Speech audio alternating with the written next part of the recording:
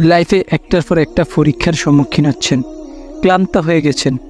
এত কঠিন বিপদে কেন আপনাকেই পড়তে হয়? আর পারছেন না। এবার একটু অন্যভাবে দেখি চলুন।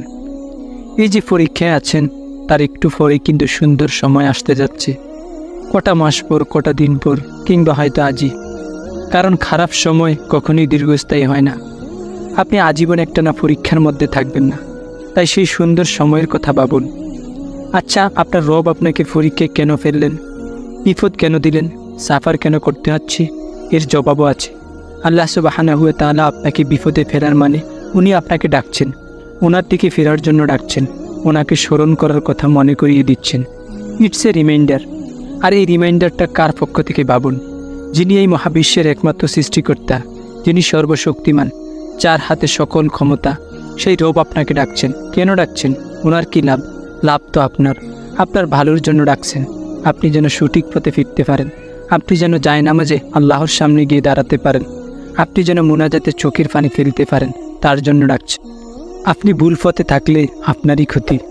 জাহান্নামে আপনি ফুরবেন, জান্নাতের অপরিসীম সৌন্দর্য থেকে আপনিই বঞ্চিত হবেন, দুনিয়ার শান্তি থেকে আপনি বঞ্চিত হবেন।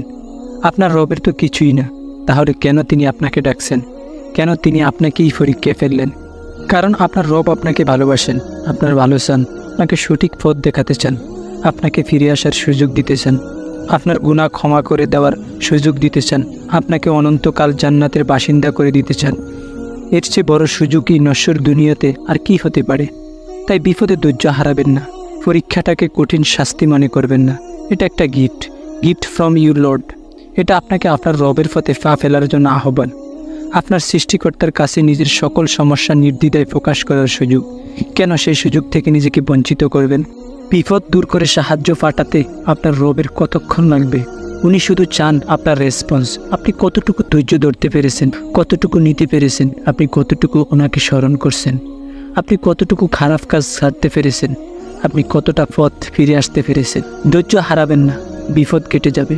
সাহায্য চান আল্লাহর কাছে, সাহায্য চান তারই কাছে, একমাত্র যিনিই পারেন আপনার বিপদ দূর করে সুখের সময় এনে দিতে। আপনার রব ওয়াদা করেছেন, নিশ্চয়ই আল্লাহর সাহায্য অতি নিকটবর্তী, এবং আপনার রব তার ওয়াদা রক্ষা করেন। যখন আপনি কঠিন সময় পার করছেন এবং চিন্তা করছেন আল্লাহ কেন আপনাকে সাহায্য করছেন না, মনে রাখবেন, পরীক্ষার সময় শিক্ষক নীরব থাকেন,